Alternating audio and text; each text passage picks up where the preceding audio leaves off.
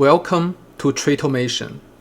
Here, we focus on application-oriented learning of QuantConnect, tailored for self-taught Python users, aiming to automate their trading processes. While QuantConnect can have a steep learning curve, often due to the complexities of systematic trading and object-oriented programming, I'm here to help navigate these challenges. After diving into QuantConnect's documentation and various online resources, I realized creating even simple strategies was harder than expected.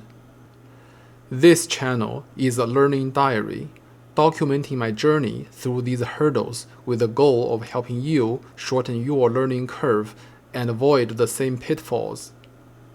I'll be using Python and implementing many of the strategies from the book Advanced Futures Trading Strategies by Robert Carver, but I'll start with the less intimidating products of ETFs.